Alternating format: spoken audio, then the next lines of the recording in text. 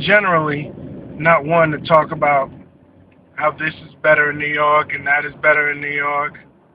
I mean, the truth is I actually like Colorado quite a lot.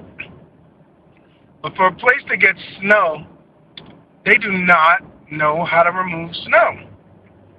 This is the Interstate Highway I-25, the main highway going north and south through the Denver metro area. The snow stopped around midnight last night.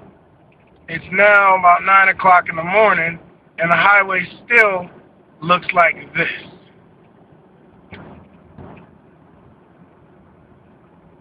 It's ridiculous. People, come on, Denver. Y'all get snow. You should be able to handle this. In New York, this road will be spotless. Spotless! It's the Mile High New Yorker signing out. Peace out!